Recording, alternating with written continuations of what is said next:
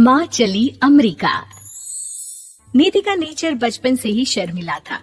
वो ना ज्यादा लोगों से बात करना पसंद करती और ना ही ज्यादा मिलना जुलना। निधि, ये पैसे ले जरा और बाजार से चीनी तो ले आ। नहीं माँ, मैं नहीं जाऊंगी, मुझे शर्म आती है, आप ही चले जाओ ना। अरे पता नहीं क्या करेगी ये लड़की। जीवन में कभी कुछ किया ही नहीं सिवाय पढ़ाई और घर के कामों के। इसकी शादी भी आसपास ही कहीं करवा दो, दूर जाकर इसका गुजारा कैसे होगा। निधि सुनती सबकी, समझती भी, लेकिन चुप करके रह जाती। एक दिन पिता के दोस्त अपने परिवार के साथ निधि के घर खाने पर आते हैं। उनकी बेटी बहुत ही स्मार्ट होती है। निधि बेटा, वीणा के साथ बात करो। देखो, अंकल की बेटी भी आई है उनके साथ। निधि वीणा के साथ वहीं बैठ जाती है। चलो ना अंदर चलते हैं, यहाँ कहाँ बड़े लोगों के बीच बैठे। निधि माँ की तरफ देखती है और अंदर चली जाती है। वैसे मैंने ना अपना चैनल खोला है, तुम सब्सक्राइब करना उसमें। मैं ना ब्यूटी और फैशन की बात करती हूँ, ये देखो। ओह, इतने सारे लोगों के सामने तुम कैसे इतना बोल लेती हो? मुझे तो बहुत शर्म आती है। अरे शर्म कैसी। खैर, सीधी सादी सी निधि, उसकी शादी हो जाती है राकेश से। राकेश एक स्मार्ट लड़का था, उसे घूमना फिरना पसंद था, लेकिन निधि का शर्मिला व्यवहार वो समझ जाता है। अरे निधि, घर से बाहर क्यों नहीं निकलती? लोगों से मिला जुला करो, तभी तो पता चलेगा ना कि दुनिया कैसी है। क्या करना है पता करके? शादी से पहले पापा और अब आप। ठीक है ना, मुझे ज्यादा दुनियादारी में नहीं पड़ना। निधि की जिंदगी ठीक ठाक चल रही थी। उसके 2 लड़के होते हैं, दोनों को वो पढ़ाती लिखाती, उनका ख्याल रखती। निधि, 25 साल हो गए शादी को, दोनों बच्चे सेटल हैं। हम लोगों ने शहर में 2 मकान भी ले लिए। दोनों की शादी, खुद का पता ही नहीं चला कैसे उड़ गया। हाँ, ये तो है। मैं खुश हूँ, जिम्मेदारियाँ आती रही, मैं निभाती रही, और क्या चाहिए। देखो, मैंने सोचा है कि अब हम लोग अमेरिका जाकर रहेंगे।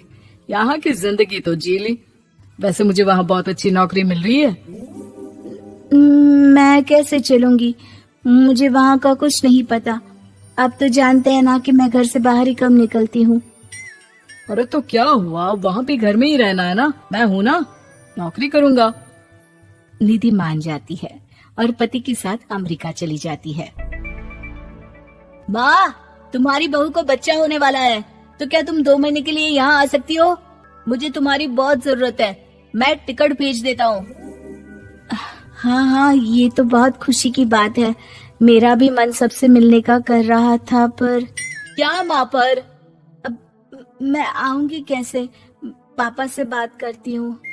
देखो माँ, प्लीज बहाना मत बनाना, तुम जानती हो ना इस वक्त में मैं किसी पर भरोसा नहीं कर सकता हूँ।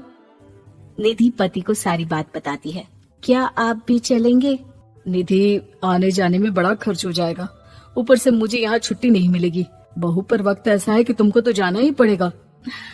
मैं अकेले दुकान तक तो नहीं जा पाती, इतनी दूर भारत कैसे जाऊंगी, मुझसे नहीं होगा। लेकिन सबके कहने पर निधि को जाना ही पड़ता है। एयरपोर्ट में घबराई निधि एक मुसाफिर से कहती है, मैं ना भारत जा रही हूँ, दिल्ली जाने वाली फ्लाइट। सब मिलकर निधि की मदद करते हैं और फाइनली निधि भारत पहुंच जाती है, जहां बेटा उन्हें घर ले आता है। वाह माँ जी, यहाँ तो मैं भोपाल तक नहीं जा पाती, आप अमेरिका से आ गई। भाई, चालाकी तो औरतों में होनी ही चाहिए, यहाँ हम बुद्धू के बुद्धू रह गए। निधि इतनी दूर और लंबा सफर करके थक जाती है, वो चुपचाप बैठ जाती है। बैठना नहीं है माँ जी, बच्चा पकड़ना है, ये लीजिए। और हाँ, घर का काम तो मैं करूंगी नहीं, जानती है ना शरीर कच्चा सा है, तो मुन्ने को सुलाकर कुछ बना लीजिएगा। निधि को बहू का व्यवहार बहुत बुरा लगता है। जैसी भी थी, पिता और पति की हमेशा लाडली रही थी निधि। निधि बेटे की तरफ देखती है। माँ, वो काम वाली कोई मिल नहीं रही है ना, मैं देखने की कोशिश तो कर रहा हूँ, जैसे ही मिल जाएगी वो संभालेगी सारा काम। अरे कैसी बात कर रहे हो? जब पहले मैंने कहा था कि अमेरिका से इनके टिकट में जो पैसा खर्च कर रहे हो उतने में नौकरानी रख लो, तो नहीं, मेरी बात पर विश्वास नहीं था। कि ना कोई मेरे बच्चे को अच्छे से नहीं संभालेगा। अब इनका भी खर्चा और नौकरानी का भी खर्चा। अरे ना जी ना, मैं नहीं संभाल सकती।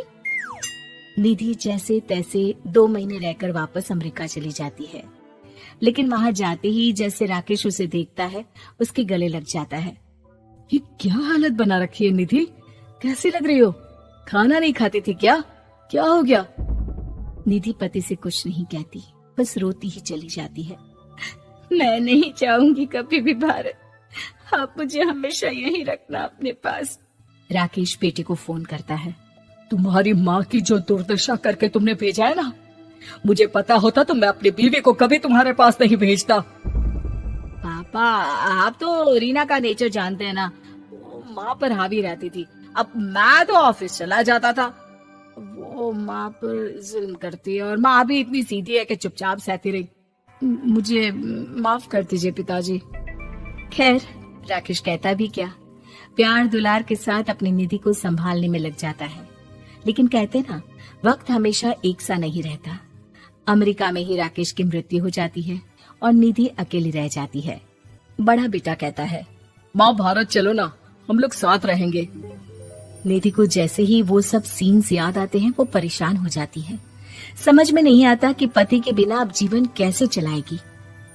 मैंने सारा जीवन घर का काम किया, घर देखा और जिंदगी चलाई, लेकिन जिस घर में रही सबने प्यार दिया, मैं वहां नहीं जाना चाहती।